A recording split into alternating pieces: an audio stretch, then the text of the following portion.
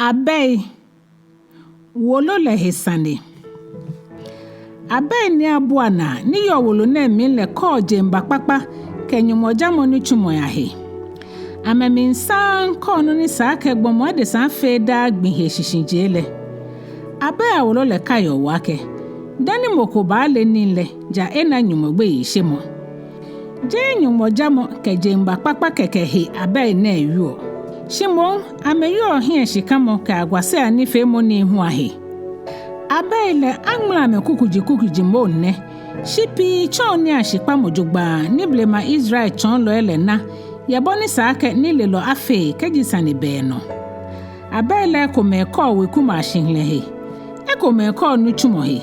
Ekome chon boni abaje aha ya de saten. Ekome hu chon boni esake aye he no aha. Nibi ni Ahwoi na yuo heji heshiba ketwi shito kebule ni saka ke ha ohiafo asan Ahwoi le yuo na neme aten anukwayeli hu he baba o minjira moy Klɛŋklɛŋ ni le yije mo no ye Klɛŋklɛŋ icho Klɛŋklɛŋ kuku ka ta icho Nɛɛhu kuku diji Nyɔŋma ke Kpaanyɔ no ni je Enyɔ Solomon Ahwoi le no ye icho Nyɔŋma Klɛŋklɛŋ kuku ka ta icho Nyɔŋma Enyɔ ke Nɛɛhu kuku niji Nyɔŋma Enyɔ ke Kpawo eke ago wie moile no ye icho Nyɔŋma Etɛ Klɛŋklɛŋ kuku ka ta kuku niji Nyɔŋma Etɛ ke Etɛ eke na agbe wie mo kuku jin Ekome ni no ye icho Nyɔŋma Etɛ ke Ekome Klɛŋklɛŋ kuku ka ta kuku niji Nyɔŋma Etɛ ke Ekome eno agbene nya ha wo bo Ahwoi atoi Klɛŋklɛŋ icho Ahwoi ahese na mo Israel manche Solomon David bile Ahwoi ne Ahwoi ne chomo ni le nyame ha mo na chose mo ame ha mo no wie mo ni dwemo yo mi ashishi fan hu ame ha mo leonin eliono nija na eliano kwayeli Ahwoi ne chome ni na ko dwemo le hiete ni ame chom blanyo hu ni le ke dwemo ni le no hu nuo ni kasio ni efata ni lehe ame ha mo ni nuo ni ashishi hu leonga eba nu Ahwoi ke wiemo ni ame shishi no wa ka ni le lo awiemo ka ame jenui ashishi nga wo ke ha oblahi ni le fe shishi jeji yeho agbe shemo shi kwasha egbe oni le ke chose mo heguo mi bi bo che chose mo toe ni ka chamla ni onyewo obolofo eja ka no meji anunyam akekre ni fio icho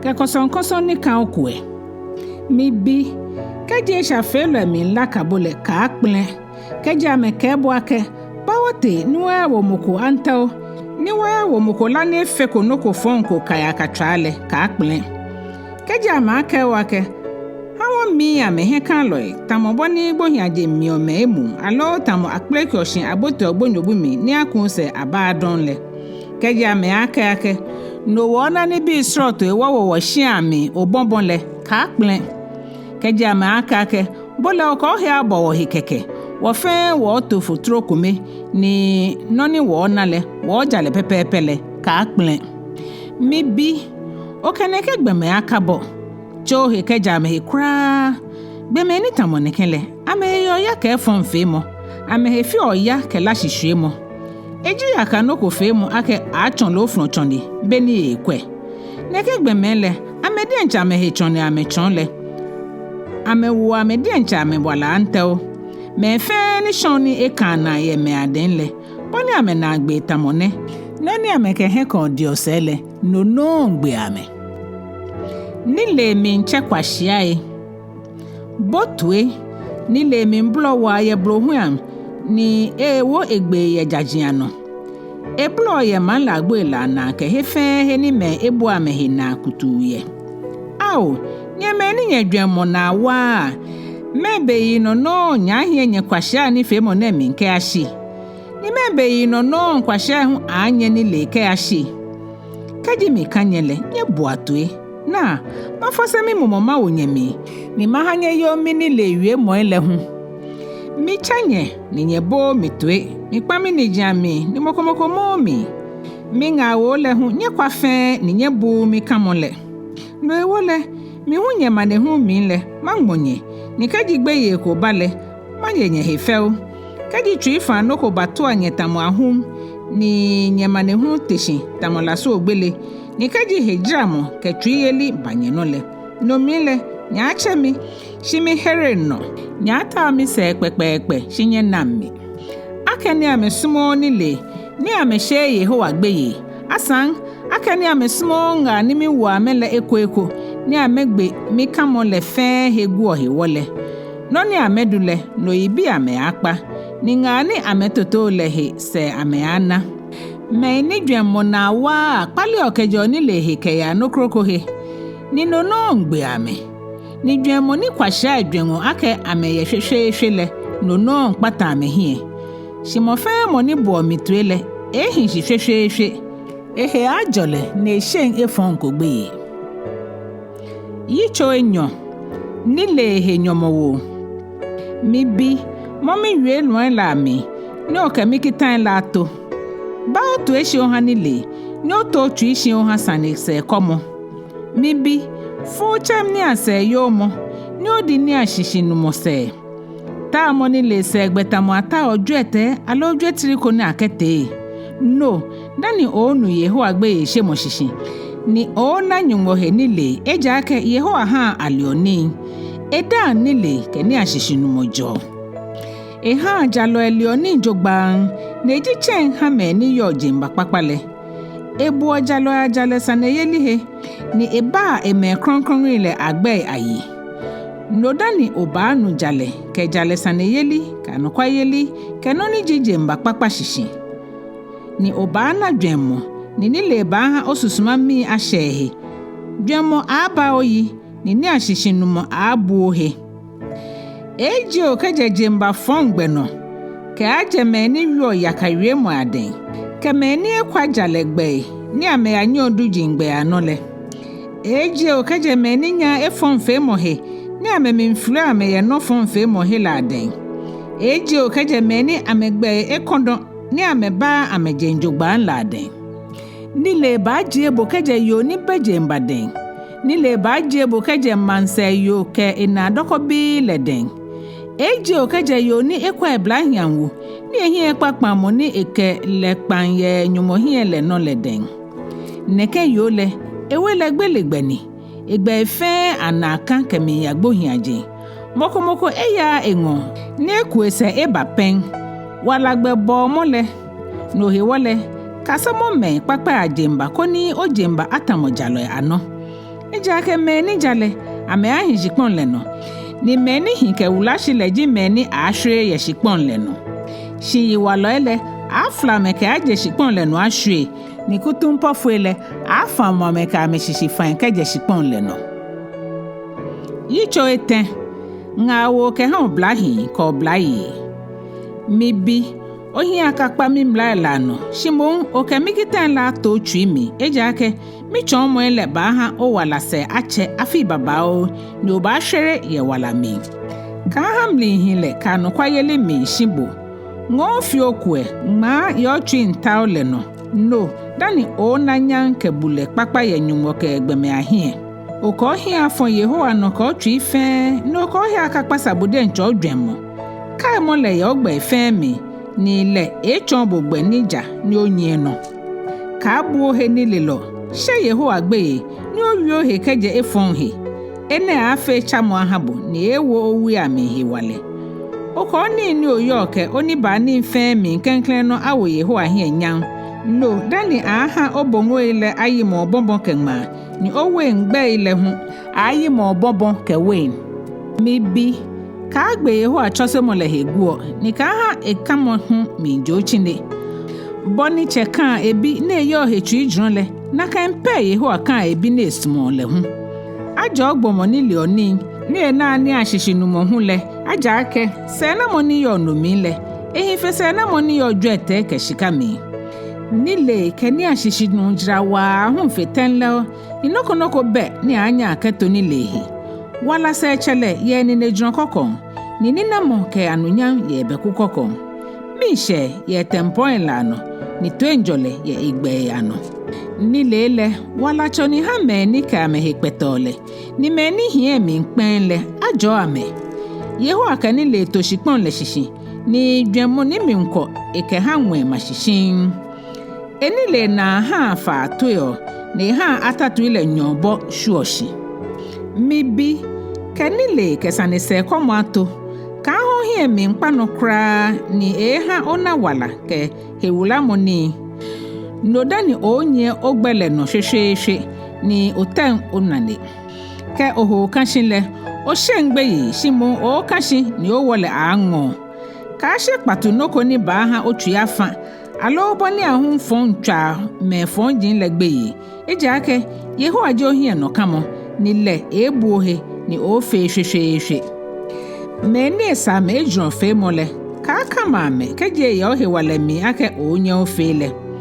Keji noko ya ode ni onye o kefe o na anyole ejunle. Ka fele ya no ba.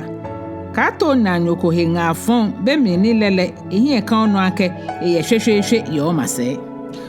Oka moko aka be ya katwa keji efe ko bo efonko.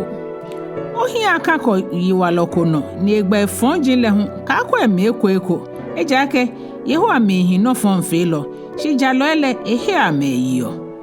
Yeho alo mo ka me fonji awe no. Shi jalo awele ejo no. Yeho ayo hefo yelo ahefo. Shi me ni ba me heshinle ina me mobo. Ni le lo ahie ba nyan. Shi kwa shai na ahie ahihwe mo. Yitso Ejwɛ. Ni le hese na mo. Bi nyebo anye chechose mo letwe. Ni nye fi atwe ni nye le Sane se komo. Jengba papa henga mi wonye ne. Nyeka kwa mi chomole. Beni mi jigbe kenu ye mi chemase. Ni mi nye biko meni ehwe hejimile. Mi che chomi ni kemi ake. Ha otu ya mo mi wie mo ami. Ye mi kita na mi wo bolano ni oyi ana wala. Nani le ke Sane se komo. Ohi akakpa mi dan wie mo elano ni ka ngwe hehu. Ka akwa ni le ni eba oyi. Somole ni ebuohe. Nile shishijeji ona nile. Ni no fe no ni onale. Oketa wo Sane se komo se egbe. Bu nile ake noko ni jrawa. Ni ewo no.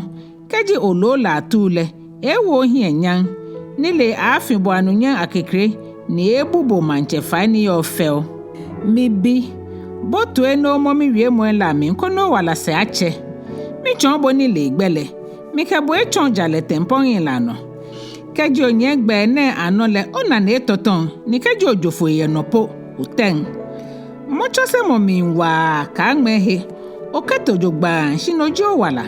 Ka yi wala agbeno ni menfonji agbehu ka nyeno. Wiyo hekeje gbe fon no. Ka yi no. Cho hekeje no kra no fomi nke ya. Eja ake menfonji wo akeja me fe fon dan. Wapo chio ya mehie jame na moko awi ame yedan. Eja ake efonfo elo agmaji yiwale ni amewe nji basabasa femo. Shinjalo agbele etamolebe la nikpeo ne ya nekpa ahun ke ashi oshane. Me fonji agbele etamodun kapiti. Ametro ni amena ni bi ni ametro le. Mibi ka oto ha mi wie mo ele. Ba oto eshi ha no mi ke ole. Ohi aka jeno. Keto chui minton. Ejake wala eji ha moni ni neshono. Ni eji chaba ha ehewoji amfen. Ohi aka otu ihe fe ni mfen. Ejake nomi wala jo. Wie mogbonyo aka jo na. Ni ka ye kutumpo. To ohi eten. Ohi amahe no ya le no. Leo na ni famu. Kekele ogbe efen aja habo. Ka agbe juron lo abeku. Chiohe keje fonhe. Yitso Enumɔ. Glanfite mo he kokobo. Mibi. Bomini le toe. No ka oto ha ni ashishinumo. Koni ole Sane se komo. Ni oda nwie mo aji oni le ekpo. Eja ake yo ni beje mbale. Ena ngo tamowo. Ni dan shamo fo momi. Ni na agbe mi le. Eju otamotacho. Ena batomo klante ke nanta. Enye gbelegbe. Ni eba akpla boke agbohin aje. Enye wala gbeno he wole edun ogbe na ele. No wala agbene mibi Bomitwe ni ka shimi wie mo la se. Chi ohe kaje neke yo he kra. Ka banke wele shina le na tete. Kaje na kanle. Obule ba laje ni yiwale afo wala se. Asan ni ni oka he wale chunle boy ba ya metro. Ni nibi ni ogbode me ya mehele. Aya mo ponko we. Ni ona agbe mi le. Beni ohe wolo ka ogbamocho hi ekpatale. Oba kemo. No be mi le oke ake. Mehe won kra minye chosemo. Ni mi kpo kamo keje mi twi mi nton ne.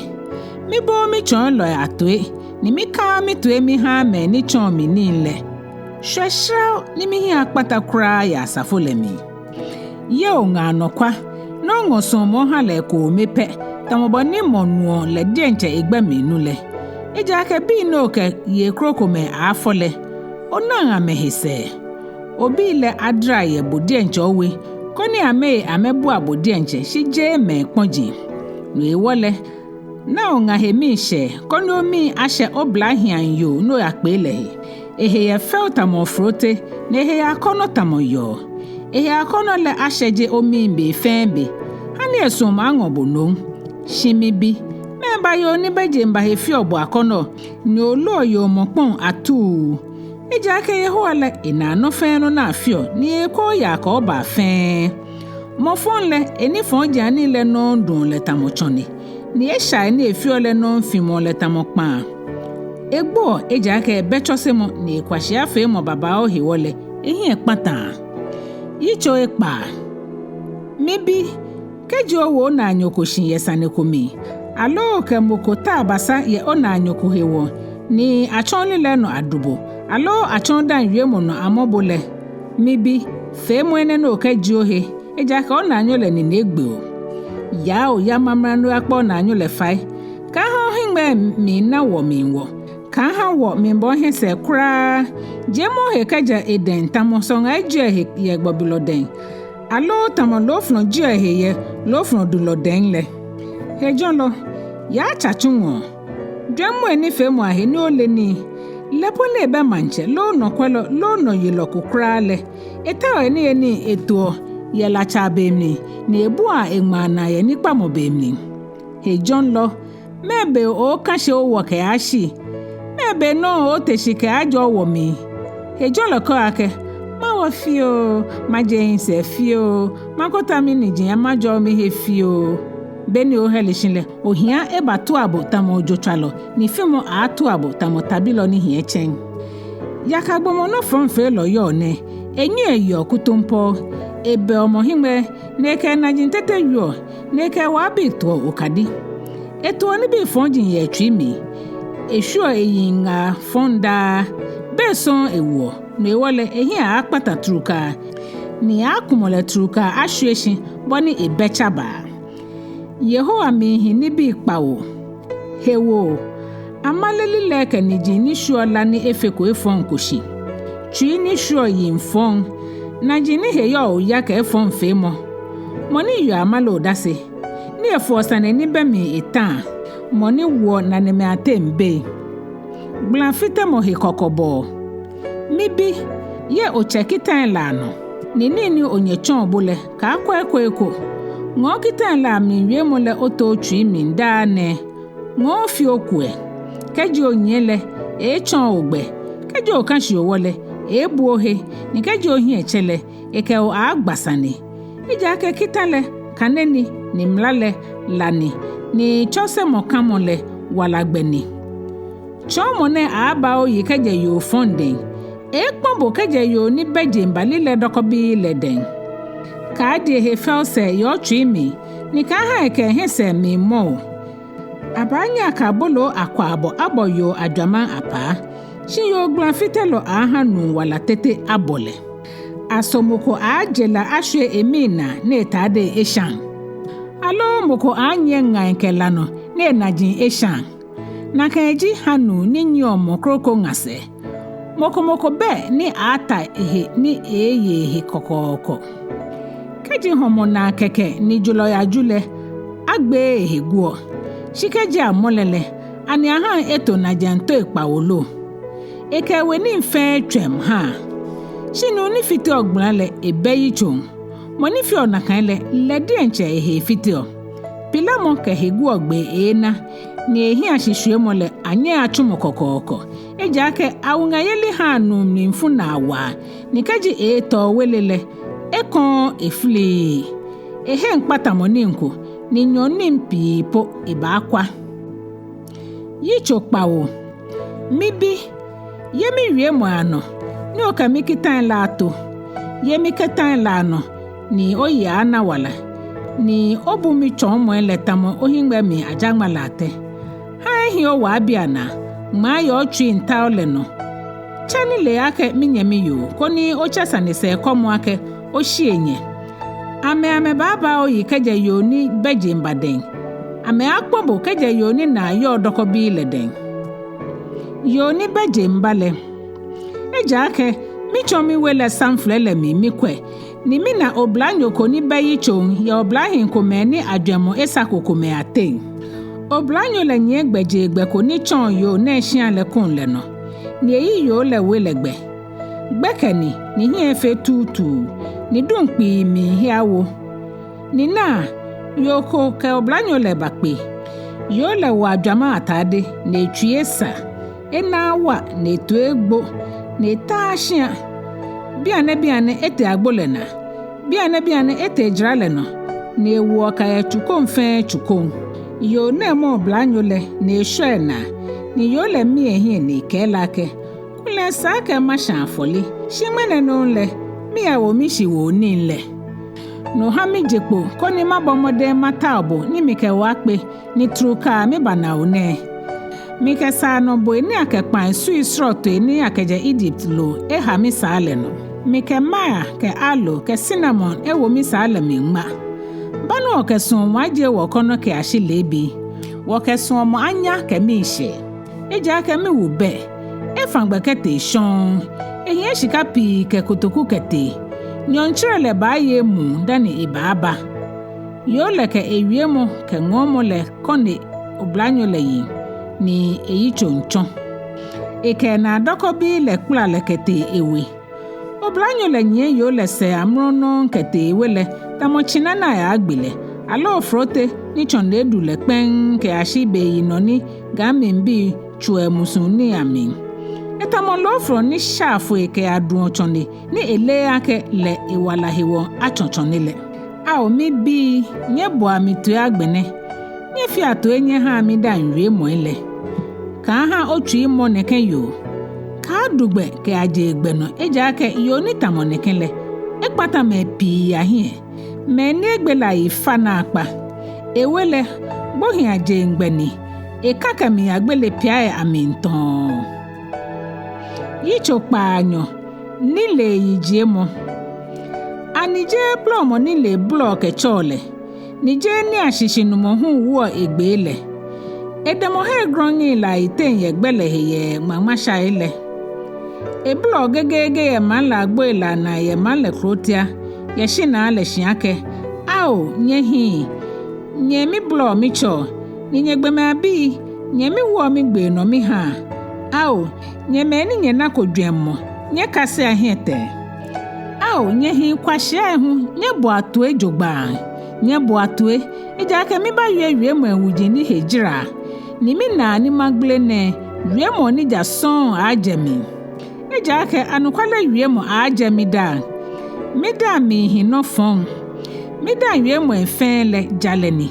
Eko ba mi ni ji amale lokutumpo.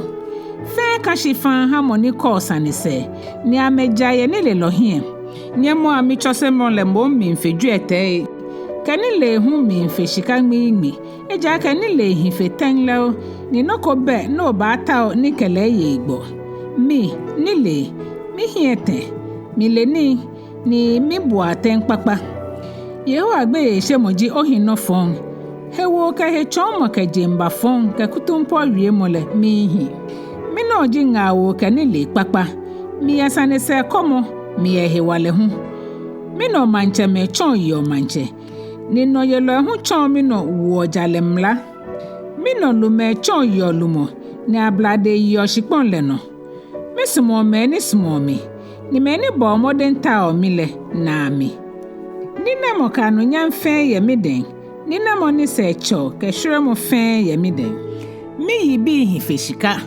efeshika ngmi ni mi ni ba ni le hu Ejwɛ Etɛ kron mi nyo jalegbe no ni mi kojo jale na ni meni simo mile mi fi ameni acheme ni mi wo amefotrele obonbon mi yeho abokeje nu chumo shishi mi ji Klɛŋklɛŋ no ye eblema ni chumo elate keje na no bebe abomi Klɛŋklɛŋ dani ajeje mbo shishi beni nshosete bo bele afọ mi momo beni nu hingme bele mi ye momo dani ashongonjin leke gonpo ele afọ mi momo beni nyumo na ko eboshipon ke Ejwɛ ke jele mi mulu tetele mile abo mi momo beni ebonwenle mi eje beni efo nshohi akrabachale miye beni enwo atatu ile esenshishin yenwe ni echin shole mi nule nale miye beni efo husun ewo nsholehe ninu akakun ekitanle no beni etoshipon le shishinle miye mase aka nga Wolo ni miji emi nsheje loda ni mimi sho mi ye hie mi na je nle he mi she ni mi na gbema bi ahitru ijun no ewole mi bi nye bo ametue ajo me ni yo mi mra anole nye bo achose mo toe ko ni nyele ni nye ka kwale kra ajo gbomo ni bo mitue ni ebu mi gbo ila na da ni eme oda ye mi shina ila na ale ejake mo ni ana mile ena wala ni ehi abanyan ye yeho ahie shi mo ni ne she mi no le yele de nche esusuma awi me fe ni nyomile amemi nsumogbele Yitso Nɛɛhu nile ke kwashia fe mo nile emechu ke eheta akranshi Kpawo egbele ko loyi efutu ewe nle na enwo okpon le hu echu jin ye le kete man le mi he grongin fefenle ni ameache me ake moni Ejwɛ mo esakule ebachon bie ni moni bedwen mo le eke olake ba no ba emi ni eni nleko no ba no we ni mi futu leko ka ngo he obokwashia he konyo ya na wala ni di Sane se komose moni jajo he fo ye lo jembale ena ajemo ni moni kan yi walole ena apilamo he fo ye lole ka okan ehiele e ba anyebo shi ni lole keji okan ehiele e ba sumobo chomo lile lo ni ele ni efata no ni le momolehi chomo jalo ni enile afa yeho agbe se moji ni le shishije ni mo kronkron le ji Sane se komo ejake mi no ba chun ni ogbin ba afa ni o wala afile ase ba che ke ole ni le ole hohe shike he fe oye lo ji ole okome ubatre yo kwashiale na waloni ebedwemo na ehingble to Ejwɛ eta ashinyele de nche shi na ashi eta he grongi le ye manlemi ni echo me ni ho ni amenye amede nche amegbe no tenle ekawake moni dwemo esakole ebabie ni moni bedwemo le ekawlake nuni ajule Enumɔ ngo meni ekpe okeya ewele le yake menfeni ya jenle gboyo amele yake meni akpe kete je momule gbohin ajenton ameyole Yitso Nyɔŋma Solomon abei bini le lo ha eche na mishe shibi kwashiale ha enyechu iyo efonfe mom ni namole bese namo shijale here omo yiwala ye gbeleden yeho ha homo aye jaloi shi no ni efonfe lo ehwe ake amenale etwa ya meden moni ni jango lele ohia hiale shi moni ni kan shinle echon ni ache bini bu angma na ye nipa mo be mi le bini le loni shi bini wo ye nipa mo be mi le bini wo mo hegle ni ajo me ni fi ojale ni shi efon fe lo eke amedan wie mo ha ameni chonwale no ke aka ijalole ajo ole shi efon fe lo le achin igbetan ajo nle ni le lo plan okamo shi kwashia na afu che hi epatan Anukwa yelo hion hwehwehwe. Shi moni beje mbale ayole. Moni be omo himele ewo be. Shi moni ke eka mole ha to enjole ba. Jalodan wie mole wala nubuni. Shi efon fe lodan wie mo ha yichon wale no. Nye te obeshi. Shi sumo ha tomo efe ano. Ni ashishi nulodan anani leye. Shi moni bedwen mole pa kan ekotose. Nile lotia nile. Shi kwashiada nwie mole eke he akpata moba. Ni acheni nji emo ni wale. Shi ohia akpata ohia fohie. Jale ni chumo he nyomo wo le wala ni. Efon fe mo he se na moji esha. Moni bo chose motuele. Enyo ogbe ni ke mo ya wala mino. Shi moni kwa akamole edun ogbe. Moni ke nye te ole amale loni. Moni yo mo he oshekule wa shia jile. Wie mo baba oyo ne tomo kpaaye mi. Shi moni le enabu mi momole nile loni. Jalo lilele etamo Ejwɛ Etɛ kron.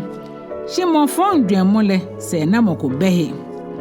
Jalo na bule ome baba o. Shi kwashiale dwen moni ebehi wole egbo. Yehowa jo mole no fi omoni ache. Shi odemegbo mo nyen ike noko afatahi. Kwashiale efon fe mo fi ole mi she. Shi moni yo dwen mole nile fi ole mi she. No ni mo fon shi ole no no mbae no. Shi jalole enine ashe eta moni ya no. Ke ahum trape mo fon yeta. Shi jalo hion hwehwehwe ke ana no ton. Boni ashin fi onyanyoji ni lasun fi ohimele na kan ni ha lo fi o me ni chunlele. Yeho agbe she mo ha wala secho. Shi me fon jin afile afo no.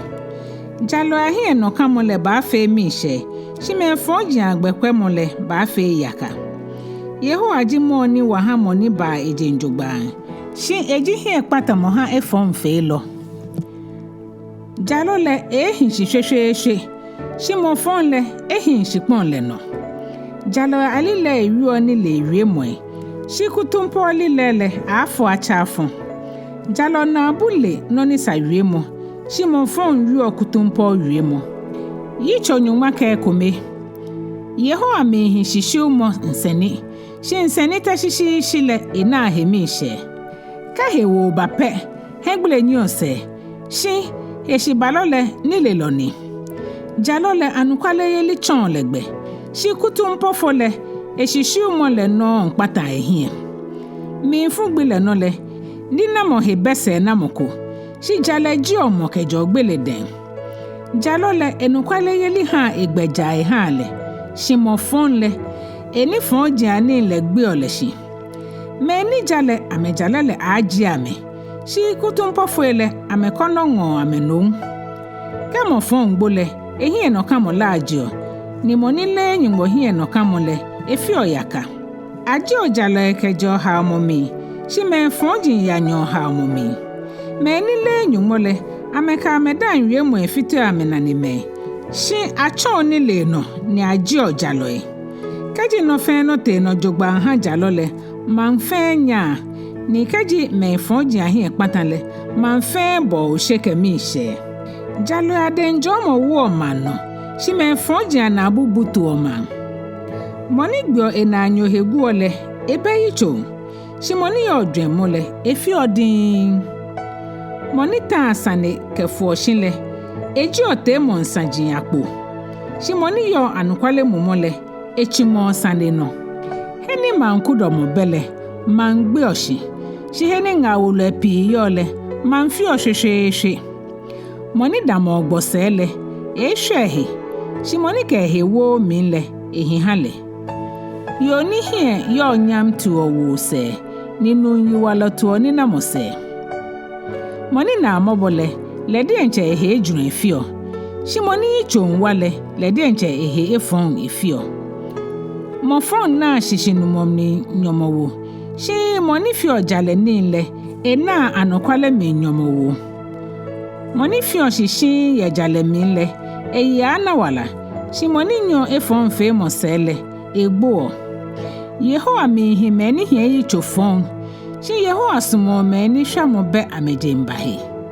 No liake bo fe bo ni fele efon fele yehi. Shi jalole ahere yiwala. Yoni he ya ofel na ebejemba papale. Etamo proto ni awegugo mi Chicago. Jalo esho ni bi papa ison. Shi me fonji agbekwa mo nile mi mfuni. Moko ye ni edenkpo. Shi eya anu ehwere oketeke onoke. Moko mfi okpepe. Shi eyo hiamo. Moni edenkpo le enani ni moni ha metro le hu eto. Moni ti able hon le man lomo le. Shi moni hon non le man jo le. Moni tu onu kwakwa seke hendo na anu kwakwa. Shi moni dio efon sele efon bla le. Moni ke ehi efon enina mono le etamo ba gbin ni pla. Shi jalo afro ke tamo ba ngmon. Moni gba le denche eshiambi anale. Eyo ko yo abo. Ni bulu chonchun no ha nile lo be fenbe. Jale ibi le wala ni. Shimla kwa mole wala hi ekpata moni. Keji jalo le ena enyomo wo ye jene minle. Mo fon ke shafe lo le te amenyomo wa atamoten. Yitso Nyɔŋma ke Enyɔ. Moni sumo chose mole esmo ni le. Shi moni ekplen ka mole kwa shiani. Bomo papa hie ba nyam ye Yehowa hie. Shi moni to yi mfon le ebu ole fo. Efon fe mo ha mo afishi. Shi jalo ashishi fan le anye afan kokoko. Yo papa le ewu akekre jile. Shi yo ni hwe ewu hi ashin le etamo wu ansasabro. Jalo dwen moja. Shi mo fon awo le kutumpo ni. Me fojin wola antel. Shi jalo awie mo hero mo yiwala. Abuto me fonji ke ameshishi fe. Shi jalo awe ma shishin. Gbomoni le akejuye yi. Shi moni hie dwen mo fon le. Abu le.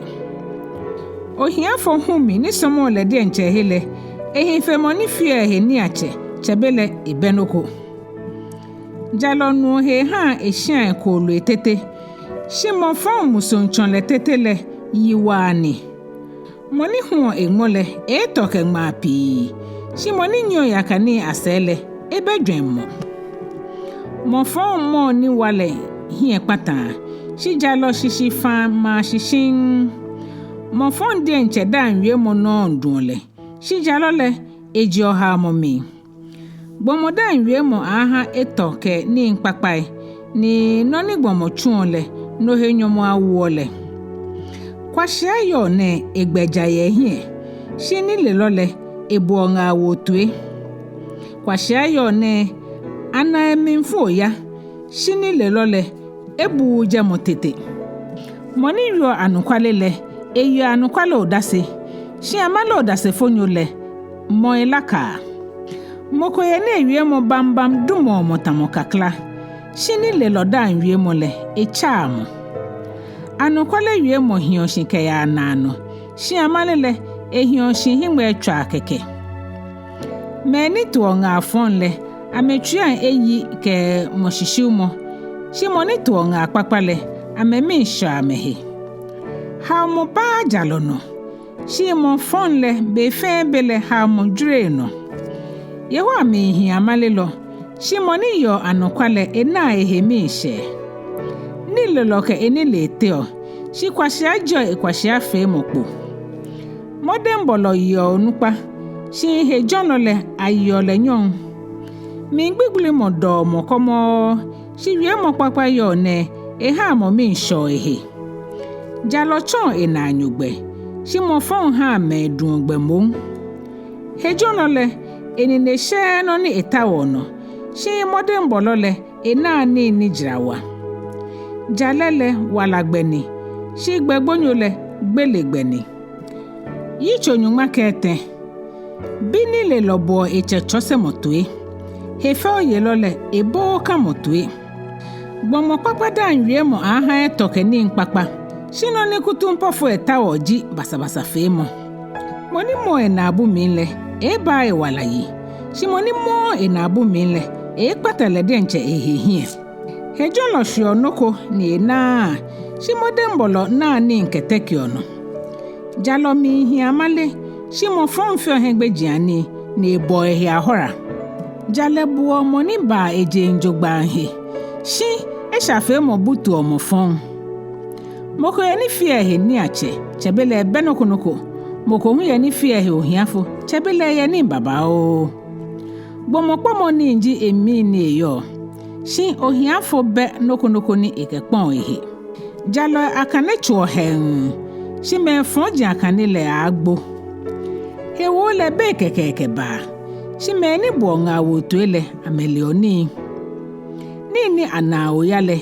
Ehi ekpata. Shi ni akpeto shi anale. Esherio. Ye no kamo ni ba mimrale. Ewu omotu ihela. Shi kaji no ni ashiole ba mile. Eha wala. Moni gwe mole heguole. Ekpata le di enche hehie. Shi moni buo kitale. Ibana hise. Nile lo ni chomole. Wala nubuni. Eji omokejo ogbele akpami. Nile papa ha mohie ba nyang. Shi kutumpo fwe agbele ikpata amenon amehie. No fe no mile. Hie ten lo fio eni nke nile. Shi kwa shi agbo ebulu fe mo enshan. Chun lo fon le. Eke me wo ha momi. Shi pofo anu kwa fule. Eke to enjole ba. Moni ekplen chose mole. Ohia ke hengbele ji no. Shi moni buo kamole. Awe hie nyang. Kaji susumana nunu eta wole. Ena amishe. Shi kwa shia isumo ake amejio efonhi. Monike nile no niole. Echo nile lo. Shi monike kwa shia ebole. Ena jiramo. Eshafu elo ele efonyi amese. Shi jalo ele ameshirio. Gbomo pakpa shi ogbo shi ni eha ebi abi. Shi eshafu elo nile. Jalo atia aha. Ohiafo ashikpon ni kan shi eflo ba ni enimpi. Shi jale sane ni aye hewole. Ni lengme ame. Moni emi ni achosi ebi kekpanle. Enye ebile. Shi moni smo ebile ejomra ichosi ole. Jalo ya nimpi ni Enyɔ eto. Shi mo fonle musun homo po yole. Yitso Nyɔŋma ke Ejwɛ. Yo ni le lokpe o eshia. Shi yo kwashia dwa eshia.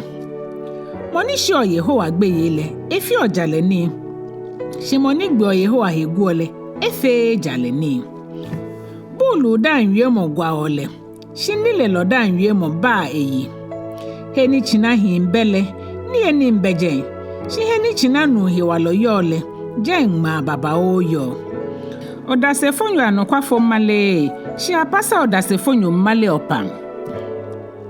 Hefa yolo ta o nili. Shi na.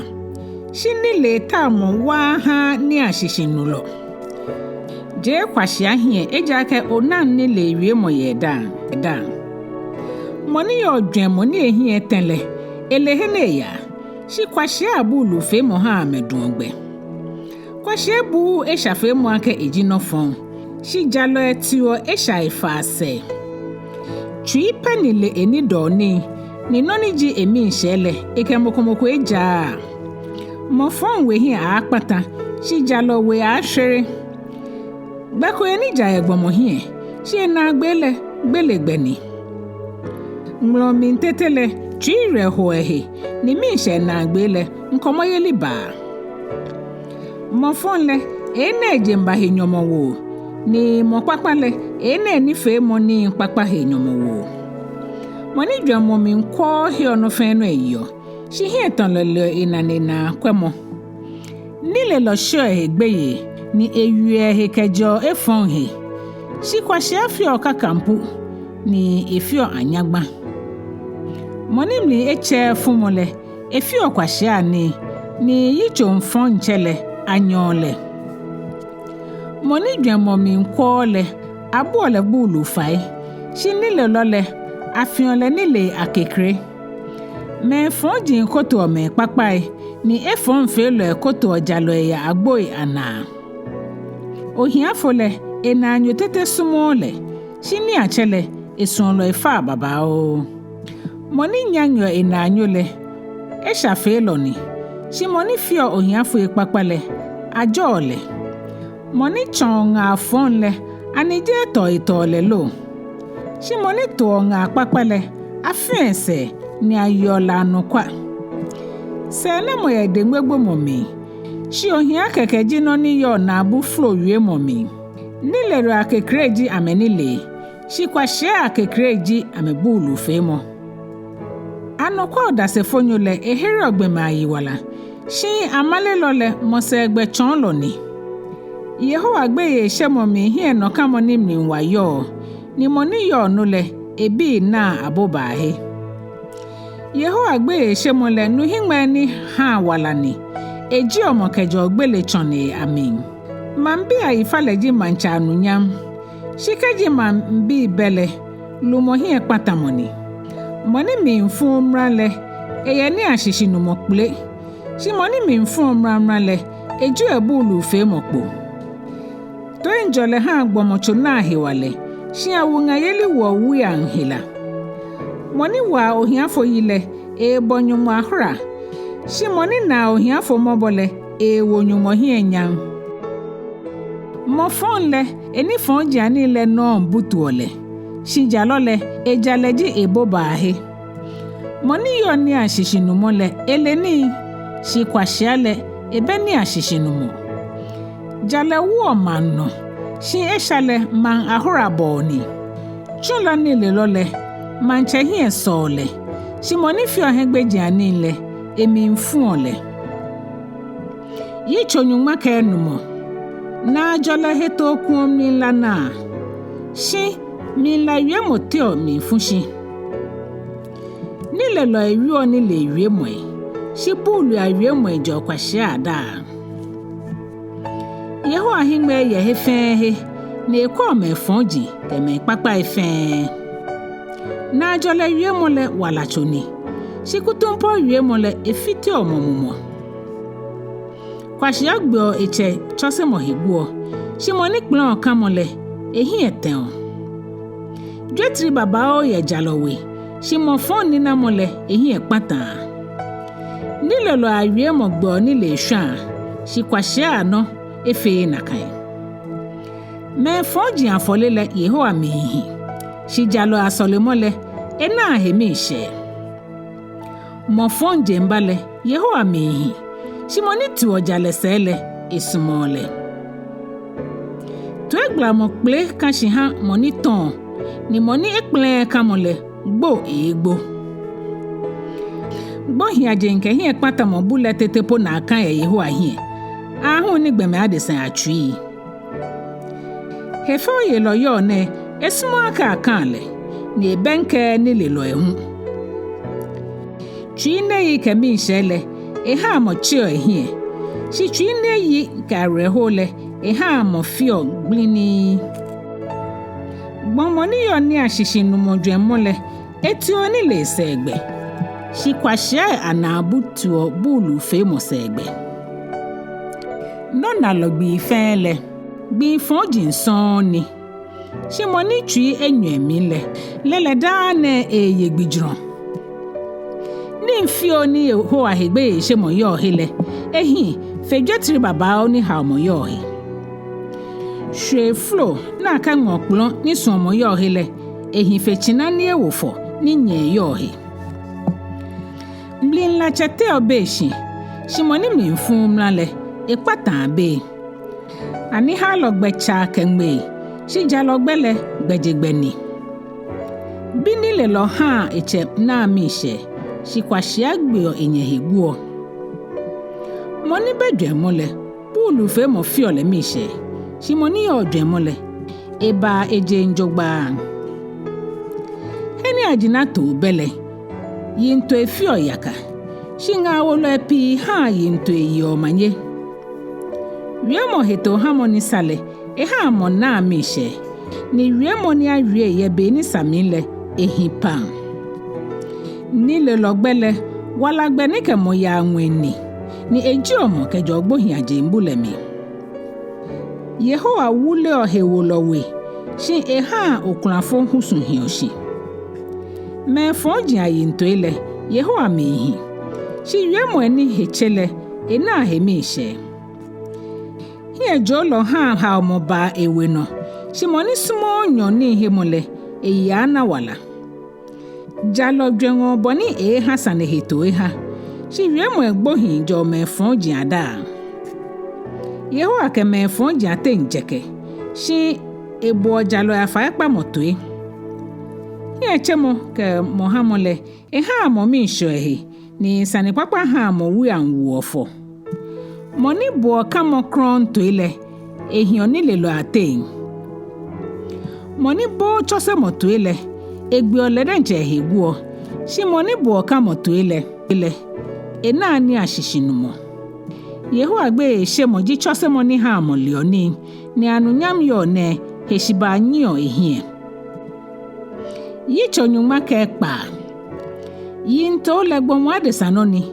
shinoni lile wiole Yehowa ngo ejo gbomo gbe ife jaye hie shi Yehowa le ekwo omumoni yose tuo ni chumo owo Yehowa den no yinto ama shishin no fe no ni Yehowa fele eye no hewo na efe bifon tetele ikanshi ha mo fon Yehowa mi himo fe moni wo ehe ka ta basa ye nopo aba gbletue anokwa yeli no Yehowa damone ke esha ifa ni moni sho Yehowa gbe yele ewu ehe kejo efon he kaji gbomo adesan je mbasa Yehowa hiele ha ehenyolo etete kele pata ni mfio ni ana ya anokwa yeli mile ehife ni babao ni achongbe fon no ana Gbomo adesato egbe ahinga shi Yehowa jimoni kudo inani famoe Mwe he wala ye manche wiemo mi ni manche na Ekpaa ya tembu mi nseni teni yo shishishile Yehowa nini ni kotokule mi nseni tele fenle eni chumo nini Ejini hini ake manche afe fon eja ake jale ni ha manche sen ma shishin Manche nya mo ni wi ojale wiemo he ni esumo mo ni wi ojale wiemo Kaji manche minfule gbele anya jemi aba shinile lojo manche chuihe Manche hie na eche ha amole ndomlin wala yo ni emo he chuina motamo atatu ni no ogbonu Kejo le ni le ehi ahun mfeshika ni kejo ye ni ashishimole ehi feju etei Jalo agbegba kejo efon he ni moniko ejemba jogbanle eba ewalayi hewo chon hie patamo hie ni he chon mo chon shigbe mo hie ehi aka ohishi aka humi ye ohiafo yaten fenoni okehewo lo aja no ngoni moni yo Yehowa wie mo no le ehwere ni monika hie fon Yehowa no le ena mi she moni le ni le achole hie tenlo ni wie moni ngole no chaki omodwemo ni lele wala nubu ni hani lelo shi moni chonbulu ni le efe kwashia ni lelo suso ni aheda na ewio ni ha ewie mo ngomo na ajole wie mo le etamawo akpaku engo susuma na ha agbomocho hiwale gbeko ye nija ye gbomo hie shi na gbelegbeni ni chunole ni ba echinele no ha echu oni nwa ni no nwole ka yaka gbomo to efon fe mo hinga fon ni edan wie mo shamo tamola kutumpofo gbe obe ehwa no sheku yelo chiro na ni me atin basa fe lo laka ehe gbomo ni Ekpaa leke ya gbe fon no moni be omo himele eto yin fon ni moni kon ina ablafale ha efon ba mi wangle anunya kekreni jale shihile mi mpe anaye moni mi mfumrale ehife kakalo ni moni yo emumonole ehife moni yo manokuni afọ shikekata oni ana shiboni tamole Yehowa jimoni chon Yitso Nyɔŋma ke Kpawo Atoma gbi ni to enjole yo hele. Ehife ni eni nkpoto ni yo shia ni be yo mi le mi. Nyɔŋ ni le eye bi ni fi ohegbe jani le no ni na gboshi ni le ko tamo musumbi le. Akekukwe ka Ejwɛ Etɛ akọ ni akefro no ka shika. Shigbomochu ile Yehowa dimoni ka ekọ. Efon felo ebo me fon ja wie motue ni amale lo ka etue eha wie mo ni fiti omo. Moni yo hiafo hefeole ebonyu moni bo hiafo la hora ni moni na mishe ye mokwa amane hu hele eyenyehi. Himeji akekreji amena bi ni bi anunyanji amecheme. Wie mo ni behingbe no esa kwahyiapo ahu ni apasa wie mo asa ablade. Nyoni hamo ye moni ha le hiele etamo ahwa uja ni hefe he na echonle efiola ke ibahwe. Moni katomo faale le ha na nyobo minwa. Chi moni niosa ne hele efiti ohie nchematen. Moni kosa ni sele enuo kamo hefe kwahia na amamole atrei uha. Gbeme fonjinle atuache monpe ametawo ni nuewole chulo ni yichongwa achuo kayani na ame. Ehi aka gbomo ke oshishi brishi yo ni amo ebi akpe feno ni eke kwahia bo akpe ye bulu fe momi. Moni ke fonto ekpakpa na janle efon pan yewe. Be bon mole etamonu ni minchire koi koi nuewole beni na atamo minwa konele ngmengohe. Moni buo efon fe lo ben ke moni buo jalo fole Yehowa mi hiame ye nyole fe. Mese na mokwahia ba na kaji ekeshika ya he nile eja ka ebe ichom. Na anyosumo mo be febe ni nyame hu fimo hiwo ni afole. Moni be ichonle le ekplo no ake edamo na anyose. Moni sumo esha fe mole esimo be ni moni yo pupu le eji amane. Moni yo dwemmo fon le ehinhan le ni moni yo kutumpo le egbe oha omomi. Bi kwahia le eja reho ke heche ni cheni efo bi kwahia le ena mi sheku. Chi jun le chofan papa ni shinkomo yeli le egbe omoble o. Efon fe lo hi onyon ni ko ni echo jale hi ebushi. Moni yo ni ashishinu mole etu oni le segbe. Shi kwahia wo ehi ma hefehe. Bi kwahia le echare ho jile ni eji twi yeli iha enyeni fole. Ehi aka agbla jalo tue alo aye ablade ye jale sane hewo. Moni wie mo fa le eleni ni moni mumo hejole enuo ni ashishi. Kwahia tete ni fiodio le abuole ni lelo ni kaji emu enale abuole hi etenlo. Yicho Nyɔŋma ke Kpaanyɔ. Moni chio hekeje ome ahele lepe no mefuo ni jale sane ko beni abawie na eba ngono.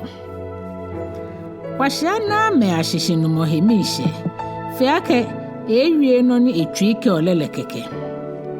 Beni efon fe mo bale hegu ogbe hu mimba.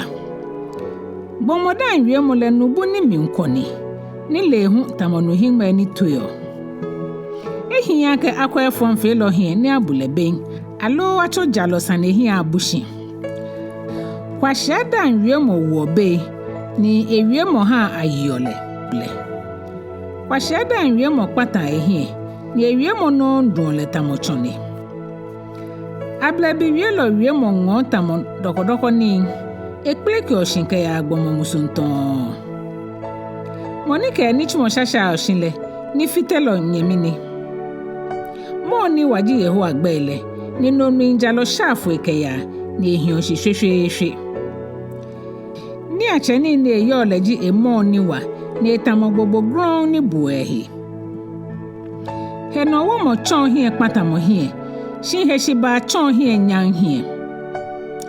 Bosa ni tu ejogba ndano ha hito keje na kanle uba fe kwahia ke bulu. Bomomi eka ha Enyɔ hila na edamo. Shi mumo na egbojole meni no anye chu. Dwemmo ni hia kashi na nile ni nile loto etio nile segbe. Gbomode ni keji ogbe hale na ekele ya me wuji ahie. Mo Klɛŋklɛŋ ni jajo esanile efi otomono ni le sanija. Shika mo na ekena leba na babo en le sanebi mole no dani Ekpaa leshi. Oshiki fon ha be sefuo ni ebuo aten ha kakan lo eni pleo nokohe. Ka ofe onyemi ekpakpale echon tamoma ni wa ha abo. Shika okele bele echon tamo agbosa adaban ha abo. Gbomodan wie mo wo yibi ha le ne dan wie mo ha ito. Gbele ke wala egbomoli leden. Amete no ni gbomosumole no enwo. Mo fe mo ni na ngale ena no papa ni ehie ba anyan ye Yehowa hie. Ohia fole fai Ekpaa ke na ajole. Shini achele eyu okpenkpen. Na neme Ekome ye ni amefi ameni oke na neme ji ame. Shina nyo kron le ekpeto mo gbagbali fenye mitete. Yitso Nyɔŋma ke Nɛɛhu. Ohia fo anokwafo le ehife kwashia kutumpofo. Hwani ahwe onoko ni le be mi le hi. Ni moni nyo kplakpla le edun ogbe. Gbomobulu fe mo kele wo ha momi na ehwa Yehowa mo. Nina mo ha anana ni mepi. Shi ohia fo le enanyo tete chi ehe. Amalo da se fonyo yenyehe na amale lohe ejen saneme. Mepi tawo yeli ke bua mekejo minjolo den. Ni moni den pole mo fe mo na anyoni. Ohia fo nyemi metete nyole. Enye no ni na ne mechi ya mehike ya nseflen. Enye ameseke wie mo sha me fo mi. Moni sumo ni lele esmo ehe. Ni moni sumo ni ashishinumo le ihwerio. Amalo da se fonyo yenyehe ni amale lohi akpata. Nina mokpoto esa akwashia. Ahụ ni nyon ayelume ano. Gbomoni odwemo minfumra ni ehie na ekunfon tomo no le wo ehie nyan. Manchamli futomo jata humo. Shika enamo hetwile etamo boni dwerejwe no. Bi kwashia le ekpatan echehie ni yobe lole etamo chuitenu ni chere okoikoi eshuoshi. Shi akenile folo enigbo shi ohamo. Shi yo nile lole Yehowa den ejo. Ani ha fe mo ha woni chi Nyɔŋmɔ no ni hejon lole homo yole. Moni yo kita le no le eba ewala yi. Shi moni kwa awie mo le egbo. Moni na ohia fo mobole ekemi mfa Yehowa. Ni ejon ni efele Yehowa atole na jan keteke no.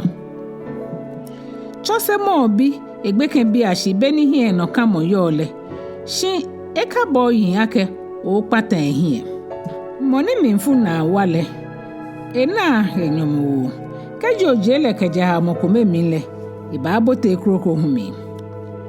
Bonga wotwe no kmle chomo koni wosele oleni. Yintepi egbomodwemo. Shino ni Yehowa etole no ba mi obon. Anokwa yeli atawe egbomode ni ohia fohi fe amale lo. Yehowa gbe ye shemo kemo ya wala mi ni moni yo enele etwito efonko bang eno. Ani haloke nine tioni ye kami ni emmi po neke ninele wo edan tete. Chwa hefo yelo no ni moni dwemo esakole kase noko yen. Ka moni yo ni ashishinumo hie ni eleni. Moni yo eche na ewu enyefu ekejo shiale bini wo mo hengle na ebo mo ahrani. Mibi chose moni ha adu ogbekejo ni lehile pato ebo. Oda se fonyo fon mo jale saneyeli ni efon felo na abunya no fon he. Fobu kashi ha hefo yeloi ni Ekpaa ho kashi ha kwashia kotose. Yitso Nyɔŋmai Enyɔ. Wenle hefo yeloni. Ni dani wale ho feloni. Ni mofe moni daha edungbele. Ileni. Manchemnifuni na wala etamojata humo. Moni wo mancheminfunle ewala ngmeole. Ejihi enyan ke hanu keji enya behe. Shikwashia fe kwashiale be ebeo. Hejolo ni hu ye humo be mile. Nikpa mo be mile ena noko ekpa. Adesa yinto min kwata monubu. Shinile lo jio yinto ilekpo. Me baba o cho amehe anukwafwe. Shi anukwafole na mo yole. Bomoni jijalo ne ye munle. Ajo eshwe. Manchenita kojo mosenole. Ina efon fen efon. Namu anya kake. Mile michu ihe. Ni eshako bemihe. Insenita esrotwe. Ke susumoni esrotwe ile. Yehowa mihi fen. Gbeke bi tete ha akame ni fe moni yo ame. Ni fe moni le eheche jio eja jio. To edi nuoni ke hingbe ni na ni le. Yehowa ji moni fe nyo le fen. Waka ngona keje na kan le oba yo hia. Gbele mo hingbe ni o nani oyoto.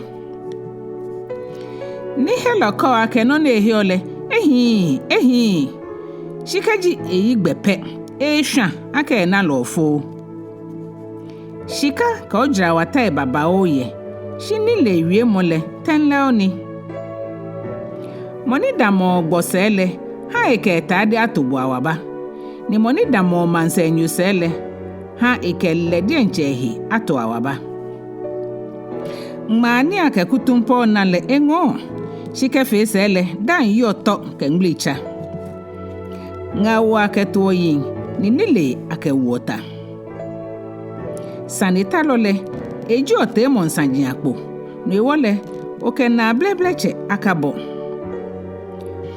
moni lomo echelo enyele ewala se fuotamo kaneni agbe yedun pimi gboshini ni anale gidigidi yeshije mi le Jomo ba no ye na agbe mi. Kake mata fon he wele me Yehowa ni eye ebuabu. Insanita ni shele Yehowa mehi. Shishu monsani ehi. Bomona ne famuele Yehowa den eyo. Te afe ten ni ele no ni yo egbe no hu.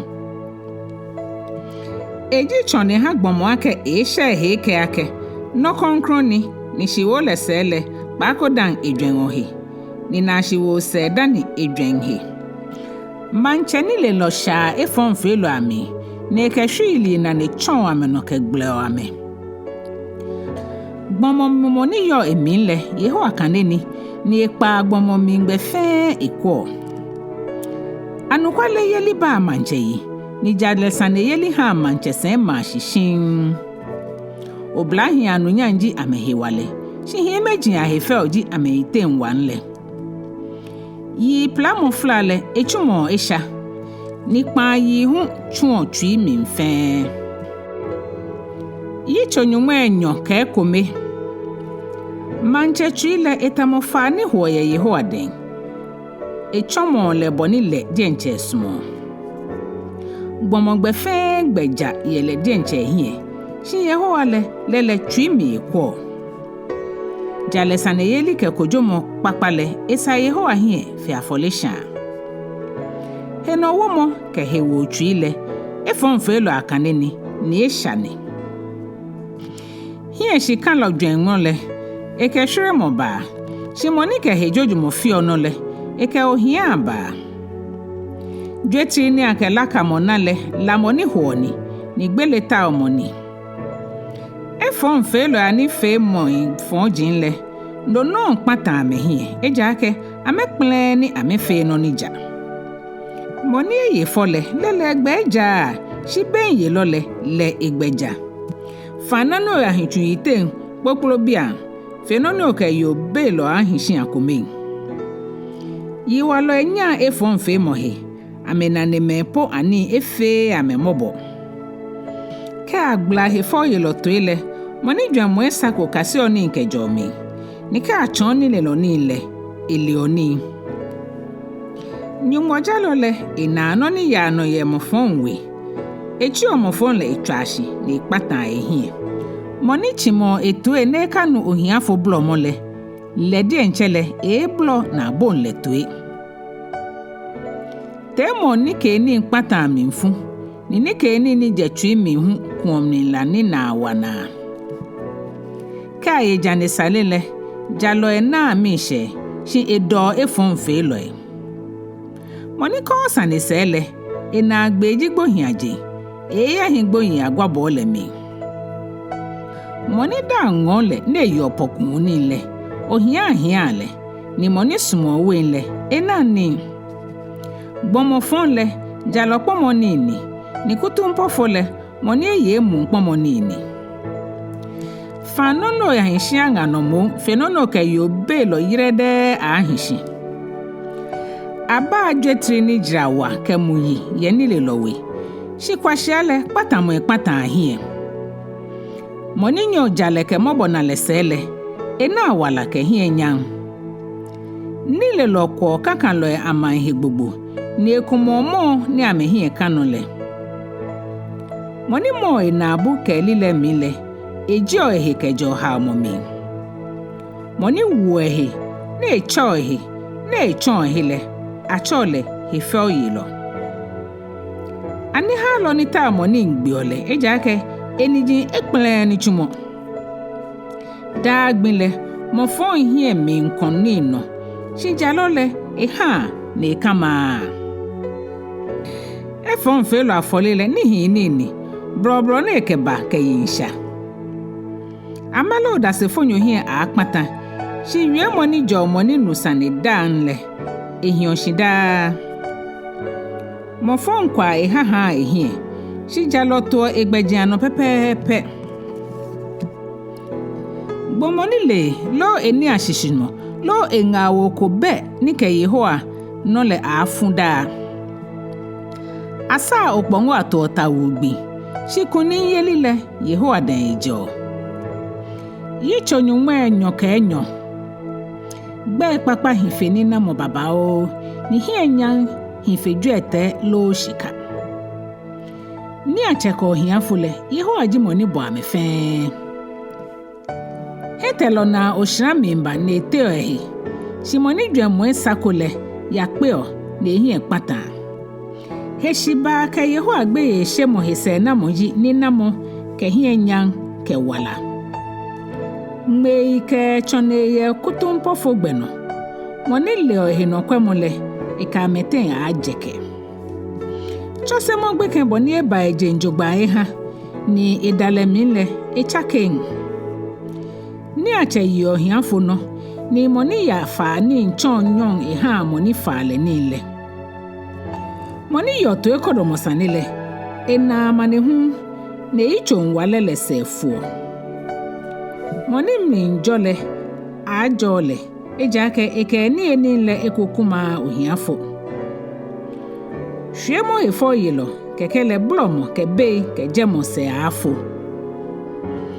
moni twi minche ni ewie mo hechile manchekele bo na anyo Yehowa hingme ba ni leyi shi amalelo awie mo le eba yi ani ha loka wake jata ya gbolena kaji mi jepo kete blohun le magbo yo ni beje mbale eda antamobu konkon moni Yehowa mi efunlele egbe mi bulu fe mo petegbe kechu ihe si chose mo panle ahwoi bulu fe mo le ke ajehe ke ase flo moni yo hiafo ami nkoni ikenani shi ekioni acheni le de nchele ohia ke hiale to eboloe keje ni nkane keshene niji Yitso Nyɔŋmai ka Enyɔ kuku niji Nyɔŋma ka Ekpaa ke ashi Yitso Nyɔŋmai ka Ejwɛ kuku niji Nyɔŋmai ka Enyɔ awole ni le wie mo Nyɔŋmai Etɛ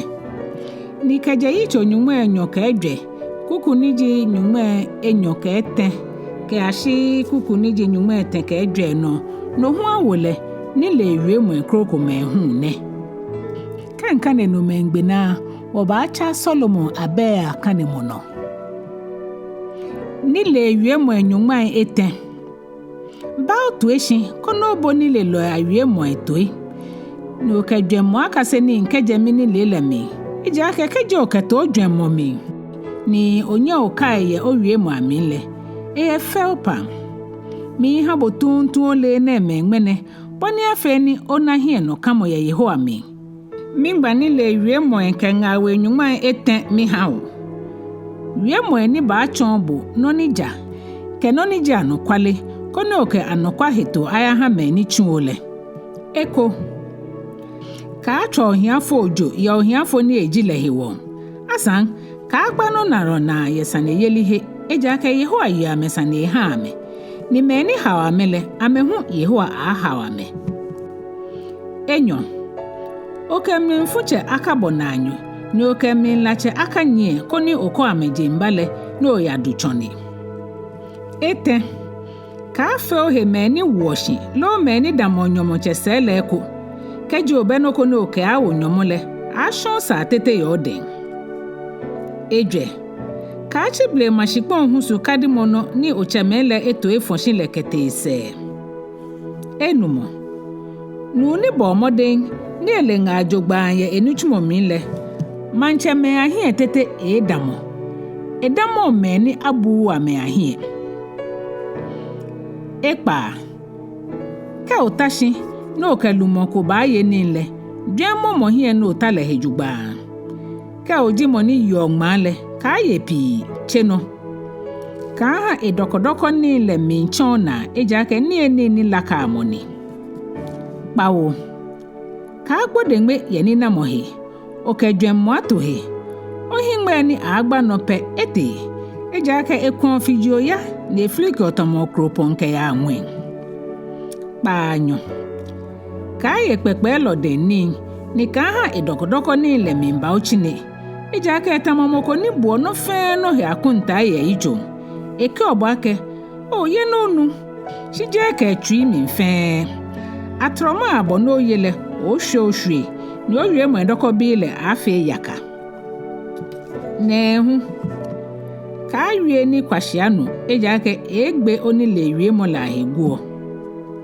Nyɔŋma ka chible ma husu no kadi hu ketese ni ka ngo awusen ashipon ya meden eja ka amekpon lo le hewalo ni ne ka bo ba ye ha me Nyɔŋma ka Ekome o ko dwemo afo chose mo no ni oboni le Ewie mo atoe Nyɔŋma ka Enyɔ ka chingbe ken chose mo na eja ka ko yile ke Kpaale egbon bola o ke Kpaa yile ni o here yura Nyɔŋma ka Etɛ mi bi keji o na dwemo le mi hu mi twi anyo mi keji wie mo ni jaminja o na le mi hu mi afli mi Nyɔŋma ka Ejwɛ ka ho hie mi nkon eshafe lo ano shimo ka he o she Yehowa gbe yi daane eja ka eye mi lele aka wose kuye ni o hie no kamole efe yaka Nyɔŋma ka Enumɔ mi bi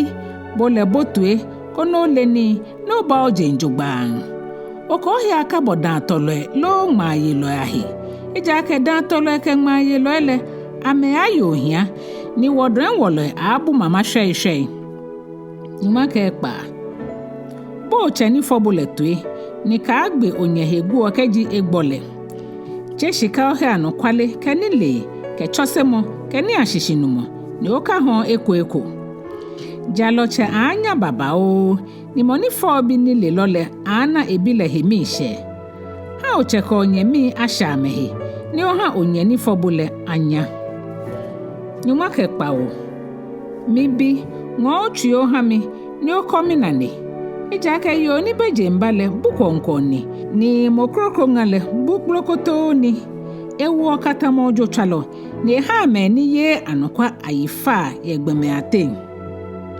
Nyɔŋma ka Kpaanyɔ namo na no namo yare ho namo na be namo na Sane mo na plamo yakatwa na mo himwe chuofa me na ji me ni cho ye wen hele me ni ya sa me na we ni afutumile ka akwa we mboni echufa le boni ehie ye ofel ye klu le minle boni ya akpo le kefe sele ekomotamo nufu na efe omotamo blika kekele ohimwe ebo na akpe ni bi namo ni wiemu egbohi ajona kekele ofe tamomoko nika nshoten lo tamomoko nika anglano ye nshohie kefe sele noni okeji ametwa mini shewa he ameyimi shinu he mebe mi ya achi mba ye ko Nyɔŋma ke Nɛɛhu ohi aka kongbeme fonjiano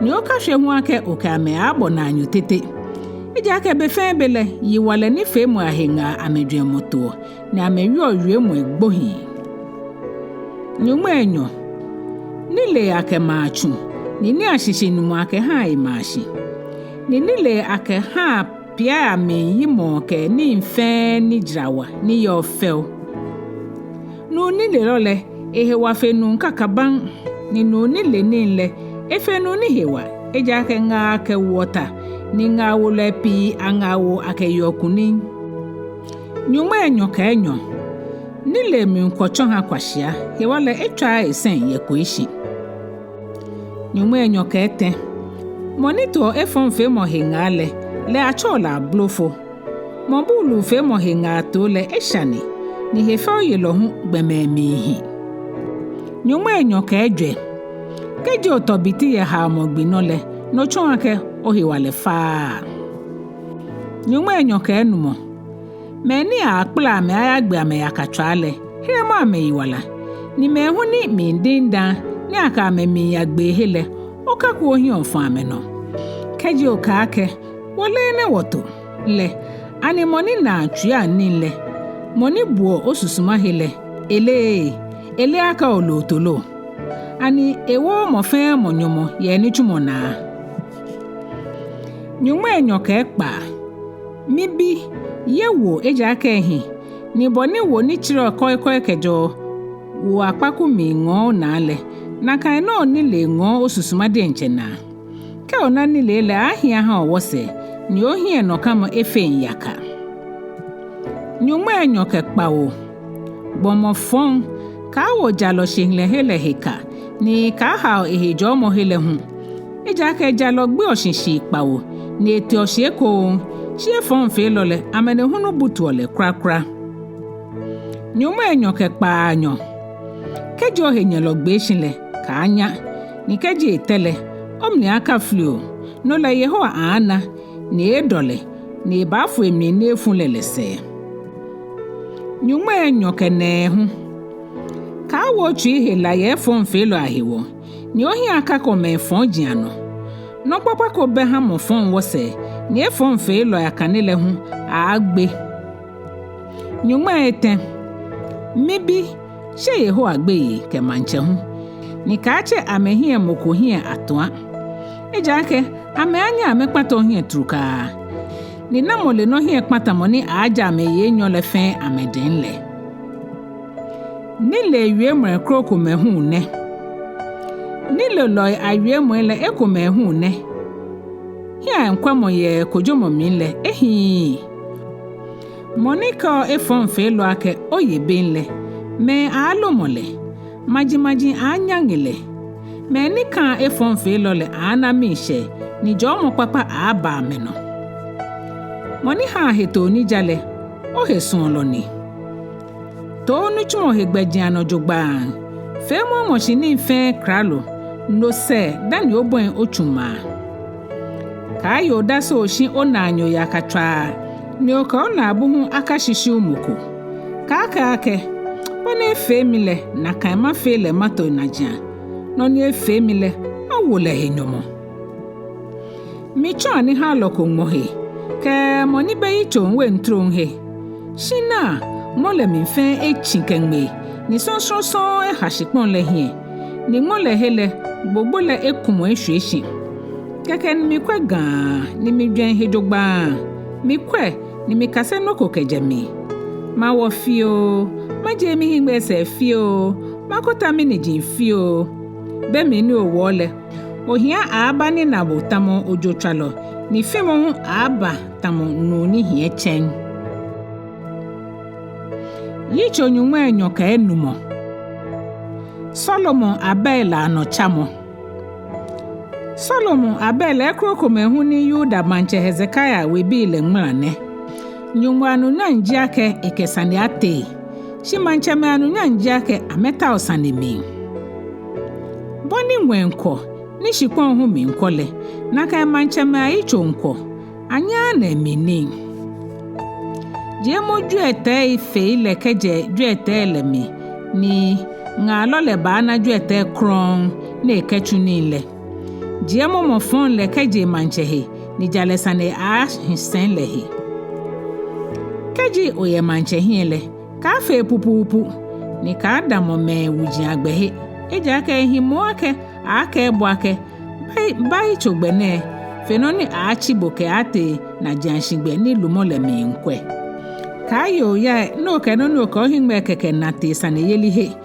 eja ake na agbe mi kejo na anyo le wo bo hengbele to ba fete kejo ka na anyo na sane le bokele so ata ona shika je mokroko te mon sane kpo koni moni anu hele akaba wo bo hengbele ni ogba egbonyo le mi nka ohe wie moni awie be ni samni le etamo shika kpo bi ni Ejwɛ Etɛ ami Boni shikaga ke shikangmi mihewula moni yo hamole na kan kaloni le ni yo ha to ebolo e Boni sino minjo ngani ye nipa mo be mi le na kan no nji bofo anu kwafo ha me ni tunlele e ha enu ncho mele atwe Enyɔ amemi Moni wo ni ke heshi che eye shi wo le no le etamo blotu ke koyo ni nu bemi Anya ke tuishi to bleo wacha ke no yelo dwemo ni na jole wie mo kun owu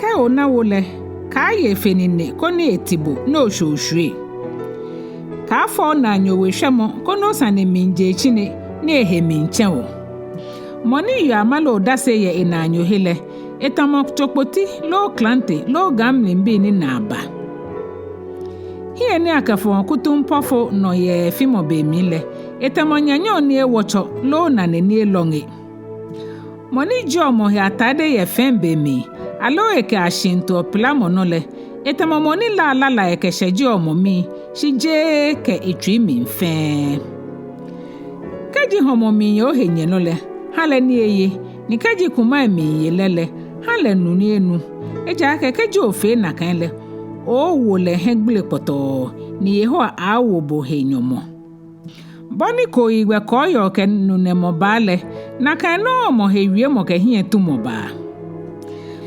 Fanono ya hechu ite nkpokpo biam fenono ke yo belo ahinshi akomemi Boni no hon yo ha moni kuma yo lele na kan ji sane papa ni akeje manse shon keba Jalo ni nye shiafi mo fon hiele etamonu hingbe ni anyemi ke nubuni akpotole Wo yeli chon ehi hie ta mo chon ehi Moni nye ehe no eyele etamo mane akumo ehe gbogbo ahwoi Yitso Nyɔŋmai Enyɔ ka Ekpaa Snow ene ye lacha bemi ninu ene ye nipa mobia na kan hie nya esa kwashia Boni afli mata flikio ne yimo bi tete flikio le na kan yakalomo momo Blebi sa okpongo ni manyo fles ateji ni kpa sa kwashia kotose Ka akwe kwashia Sane bimo no hale na kan hito no le o chontamole Kwamo kwashia Sane bimo no hale hito kone ka buhe nililo Moni keshe chon kwashia le tonton le de nche nane ni eta Sane he Boni obubu afọ na jin chochro ehe ni he walebe mile na kan no kwashia dan abeyo eflo Moni wo kwashia hie nyanle etamomoko ne kote wa kromia mi Boni mmecho yo ye dan tolodenle na kan abeyo ye kwashia dan Moni bo kwashia lo da tolo ni mi hu apale. Etamo ganchelo ni mi mpla mo fen mo keke.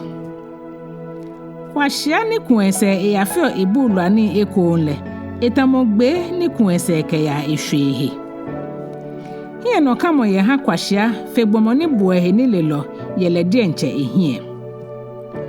Ani ha lo ji monike wake jata egbele no jata eblohun ilami. Bonishi na chomo ye ise saya no pele na kan ani ha lo he chomo yo ye sami. Ani ha lo ke ni newo kami shi ewa ha la ke eke ni nele awi dan tete. Ani ha lo buehe ni lelo yele dienche hie fe ni lelo Ekpawo ni ha Sane heto nija. Monika he wo be ni ko he Ekome le etamomoko ni mo gbegbo ni mi hoto emi. Moni shisho enanyo ne ko lake shomo keke nke bo sho le etamoseka elo ni ke lache ke gan ke gbele sho. Keji laitan le lagbo ni keji ablebi yo mo bele be sefu. Boni ngai ha la sremi agbo ni lai ha la agbo le na kan no be lo ha be mi wa. Ablebi wie mo tamo doko ni ngojogba ni wosumo ake woye wo musun obon. Na doko bi wie mo ni je twi dromi le. Etamo ngasuko ni ake Ejwɛ Etɛ Ekpaa. Nyelo ke na busa ewie mo he. She twi nle lakamo. Keji ewie doko bi le ka heloyi eja ke yinte fonyi eye twi mi obon.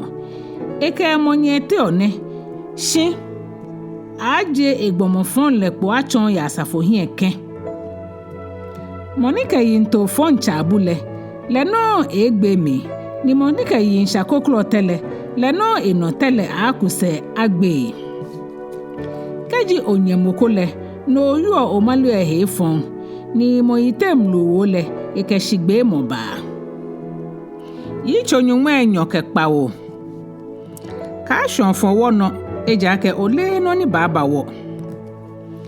Ha mokrokra joyi shi ka je bode nche oheyi. Ha gbo ajioyi shi ekaje bode nche ona. Tachi ni shian jachuke chi moni. Shi bulu minfu chife ni bi Enyɔ na efe. Mlinla iwa ni minfu tamofa ne sram no. Shi na mo anya wunga yeli hi adamo.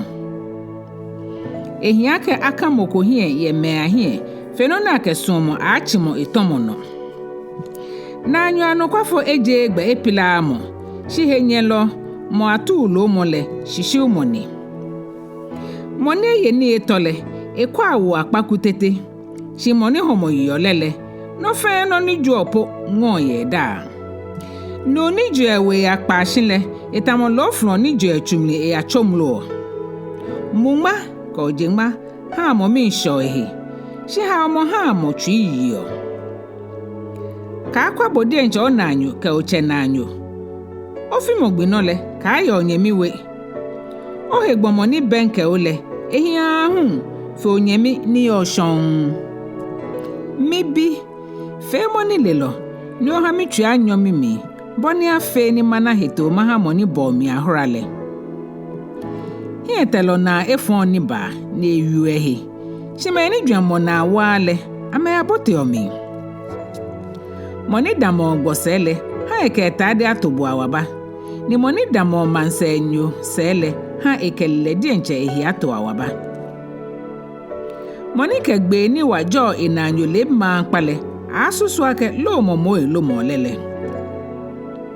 Yo be lole etamochu itenu ni cheri oshu oshin ko ikwe pepepe keji numine. Keji aka ke achi na ne fon bele. Etamono ni achi ko yo na ne kacha. Alo amiamu yeni nejno de kokomi. Dade jo dade na ni gbomo hu ha enyemi gbomo lioni. Moni ba yeli choyile eye ibi leko ni moni bu enu nchohile enu nchole wo ehi enya. Boni gbomo na ehi yenumile na kan no gbomo dwemmo ha ina aboni eji. Boni gbo hi aje nke gbonyo bu etoko danle na kan gbomo hingbe hu etokudan ni ahechu mo kukwele eye ke ha Yitso Etɛ ni fro no hu ye ke ha shika ni gbomo le ejemo akayole kejo ke fufu ichomi mbi shibulu ye fufu ichomi ntamo ashio abletetele ibulu femole eje ehe kokoko bo mode no le boni oto ele yo ni okwa ko lo eku ile jugba eje ake ni na mo ehi shinka ya nano ni manchayeli akekre hu ehi shinka ya yinu efe kaji Yitso gbimbe ho ni Yitso foba ni chefu baile aflo ni abua na egonjin lano ona o mama kejo to gwantembi lami ni ona shika kejo to abutia ni ohon lemi okehi oshipon ona abutia fufo boni ashebo ka o wele yeli kenoni okale ochujin yele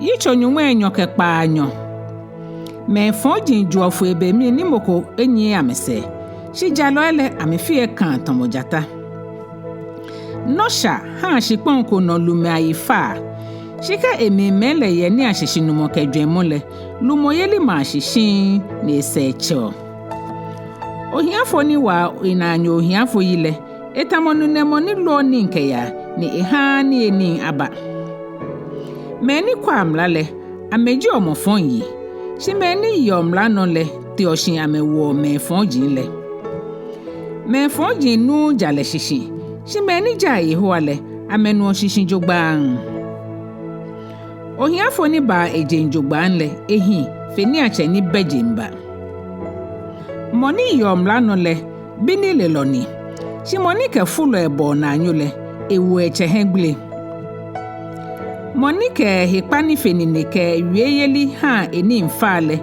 ebu ana eha moni na ohiafo mobole moni bo mlatwe na eyi no le Esolomo tetele nihi nini mo fe moni ha jalo na netoton ke ya gbefon no le egbe le de nche bumi shi me ni hwamo ko ba amehele anagbo shi ni npapa ni ache bu ehe ni lelo shi ohiafo ni yo ni ashishinu mo pa aleshi ke jalo eye kuninle eye nyan na apa shi ka me fonjin wo amehe no le me tete amehe moni chimo etomo anole ehweren shi moni jajio na efon fe mole anale mobo ajo moni sho Yehowa gbe da shi moni waju etwile egbe oha omomi ndoye lo fon ni yo mambi ni ani yo mobo nole etomo jata ni huo alo oshishibrishi ni hi ewola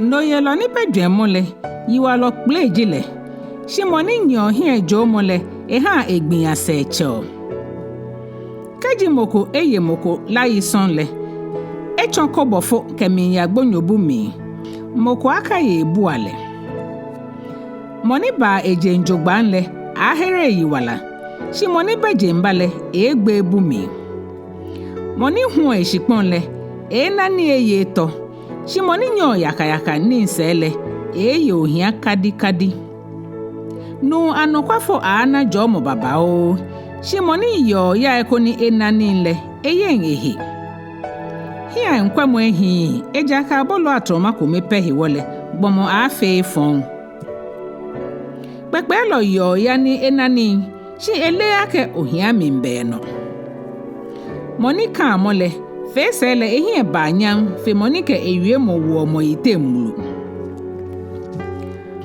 moni twa eche lo Enyɔ ojo na eko ake we na eje sha le mo hi Ekpaa lo na anyojile hi ejo lo le ewu obe shi moni ke ehi efon Yehowa no le enani moni ke ehi efon le de nche ehi no le kwashiani shi moni nyo ye ni le mi le ahere yiwa moni ha ohiafo no le noko he hian le shi moni chon ehi eto afan le alo mole baba o kaji yiwalo eteshile me tete o amehe shi beni amehi Ekpaa le bele jalo ayimi mfa Yitso Nyɔŋmai nyoke Nɛɛhu moni afọ le kamo shi lololo na ekwentile truka ni akumole boni anan ehichaba Keji jalo emiye manole, mambi le nya.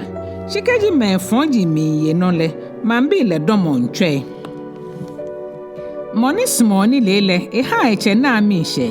Shi monike adwamangi bole, Ekpaa eni ahie. Mancheke janle Sane yeli ha mandamoshi. Moni bala mambi adenile, ebutu oman. Moni wo enanyo yite mrule, meya ehamole. Efon felole, le denche ehesha non dun le choni. Shi jalole, la ne nya. Jalalo hiafu agbena. Shi mofonle, enu hiafu agbena ne shishi. Hefao ye lo ewo mambe, shi nile lo ekuon minfuna. Keji nile le ke bulu bakadale, bulu le grill ne ngo keke, ni hejole ba. La shishwe lo Enyɔ moni tomoko behe, ni efon fe lo tawo egbele. Kwa shi ajo emnifu fe kpo, shi nile lo miongo. No ye lo ni buo amale tuile, echuji mfe chomo me fonji. Ohiafo ke yiwa lo kpeo, Yehowa ni ha ameye nyole fe amehingbe inani. Mancheni kojo ohiafo ye jale nale, manchesen le amashike ate nano. Panke kamo ha molioni, shikbeke ni akpo eji ahalele, ewu enye hegle. Keji me fonji miye me anole, efon fe mo fa. Shi jalo ana me shigbe mole ka me hingbe. Chose mo bi, ni eha ohia ajo, eha ochu ya nyomi. Heni gbale yue mo kubele, mambi ebu no, shi ajo mo ni yomla no. Ake yue mo keke chose chulo, eja ake enu oshishi mon, shi ebu. Ani ona nuni enayo bleble ke yue mo lo. Hie no kamo ye ha kwa shia file. Moni hiyo echulo fofole keje egbeke bi ashile, na agbele ebu no.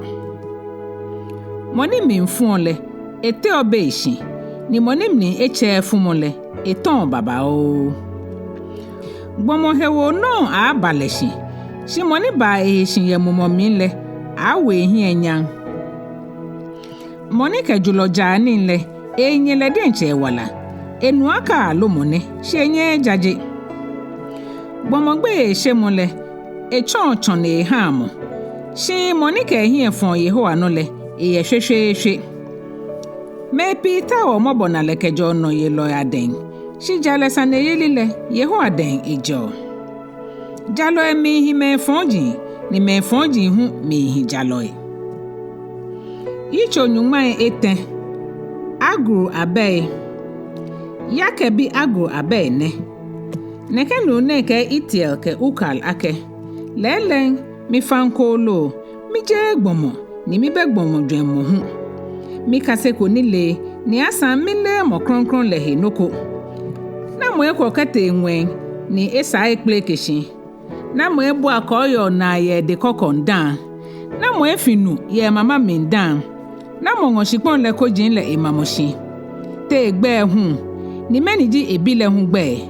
Be ole. Nyɔŋmɔ wie mo fe wie mo le anukwale ni. Nyɔŋmɔ ji chen ke ha me ni ba la bule. Ka ngono ko fata wie mo la he. Keje na kan le ka o hie ni o cho amale lo. Aba kroko me hu. Na nyɔŋmɔ bo de mi bio ni bi Enyɔ ye. Ka aka ma me dani mi gbo. Ha me ke kutumpo ke nabla baten ajeke. Ka ha mi yo hiale, asan ka ha mi na ni hu. Le mi ke ni eni mpene hia mi, ko ni mi ka tochon, ni mi kwao, ni mi ke ake, na moji Yehowa. Ni ka ha mi yo hia, ni mi yaju, ni mi ke gbe mi nyumo legbe higuo. Ka ye chulo ko he o sheku o ha onu ncho, ko ni chulo le akaba lomobo, ni ebubo fo. Me Ekome ye ni amelomo amecheme. Ni amejo amenyeme hu. Me Ekome ye ni amebo ameheake amele ameheche. Chebele amehe wo muji poto. Me Ekome ye ni wo ameheno. Lele ame susu ake gbeme wujinji ame. Me Ekome ye ni ame nyanyo jin le klante ni. Ame nyanyo jin le kakla ni. Ni ame kechiro hiafu ame nkejo shikpon le no. Ame kechiro me ni efi ame le kejo gbeme ate. Shiti ye bi ye Enyɔ acho ame hami. Ni bi eten eto ame. Ni noni ji Ejwɛ tete kploka ame. Ni bi Ejwɛ Ekome ye ni ame troko dan. No meji gbohiaje. Ke musuni fo. Ke shikpon gbin ni eto nu. Ke la ni esran no. Moni Yitso Etɛ hefel na egbe Enyɔ chose mo heguole. Kwa labite ya afa mo hingme na akpange ayelo. Nibi eten ye ni fiomi na akpechon. Ni noni ji Ejwɛ le minu shishi. No meji okropon fliki mo ye ngwen. Ko nufu nyemo ye tesano. Ke mele nyemo ye nshohie. Ke boni fio ni somo ba nu ke yote. Ne ke pe yo adwaman yo. Eyo ni ne chumo na ne ko ake mfe ko efonko. Ni bi ete ha shikpon hoso. Ni noni ji Ejwɛ le enyem ni emo. No meji nyong ne chomanche. Ke bulu ne ye ni eto. Ke yo ni akpo le ne na wu. Ke chulo yo ne chon enu nchonga. Ni bi Ejwɛ ye shikpon le no na medra. Shamele ni mpan. Ameji chachubi. Amele kolo ebibi ni hewani. Shikele ametawa ameni eni ameto ye lacha be mi. Afutu okoe hu kolo eni hewani. Kele amefio ametwin ye tesai amin. Bala bi hu amebe manchene. Shikele amefan ya amenokole ana. Onyo ko ni amotwinye shikele mancheme amojan ehio. Nibi eten ye ni amefamo amenajin abladean. Inoni ji Ejwɛ le enyemo ye fel. No meji jata ni ji kolo aten ekan lo fefen. Ni echon ese eha mokomoko. Ke wonu nsase. Ke to pakpo. Ke mancheni nye ewebi ahie abladean. Ke ji ofe bulu ani. Ni owo hino. Alo odwendwen mofon le. Okone ni ato na abu.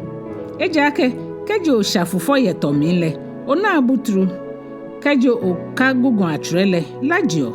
Ni kejo wo mukomin lale beba. Yitso Nyɔŋmai tenke Ekome. Nga ni awo mancheko. Gbale yemwe ni mancheli mo nye ke chose lene. A o mi bi. A o mi musumbi. A o mi shiwe abi. Ka afito he wale ye ahi. Ni ka nye mancheme afite mo gbe lano. A o limwel. Esa mancheme ake amenu wen.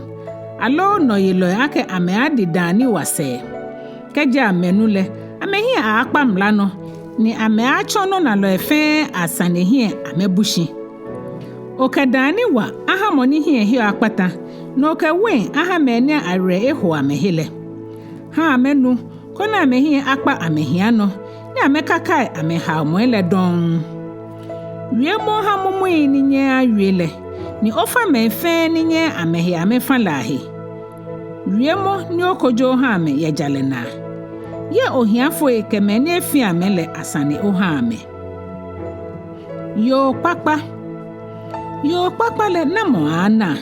Ejrawa fitenle. Ewuke hie fon eno. Ni lewule se namoko ebonle. Yo le ewala bianfele ejun fi ewule. Shije fon. Eboto hetwe ka odonti he modern. Ekeni ne choni nke chujron. Etamojra eli lejini ya shon ya ngoni eni nkeba. Beni je chere kopole. Ete oshin ni efi oni eni iha eshi ambi. Ne chon eweyele amegbena anuchumo. Ekwa oshikpon nihi ni hio. Ni ejo eni na anuchumo mi efio abo. Emia ne choni nke wale fen. Ekwa ojogba nda ne hio jaeli ni se na moyohi. Ekanetete gbo nyong. Ekeni ne mo donti minje mochomi. Ni ekeni no hio akekele na ekelo mama. Egblo eden ha no nalo. Ni ekpa nemi ha ohiafo.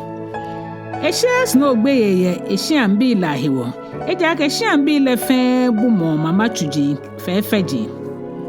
Elo sa no boy e ha ehe. Klala fe fel ka faso mama ji ehebo. Ayo ewu ye koishi keji akema onukpa etrashinle. Ekpaa klala tade ke hefin no ne ho e ha gwo yilo. Ehu la momli ehe waleke ehi enyanyo ni Enumɔ be ni baabale. Eyo ni le wiemo ne chosi omokem ne ehi le wiemo. Eku ehyiam bi le ayake baajugba ni efe he jonkra. Ebi ti oshin na mejo le da ni ewu hu kafole. Ewu ko ake ye pi ye bomode mu shibole ota me fe ameno. Hi enyan le lakamoni ni he fa hu yakayaka noni. Shi yoni sho yeho agbeyele aka afole. Nyɔŋmai ni na nuchumwele konye hale. Ni ha enuchumwele ajieyi ye koyi lashi.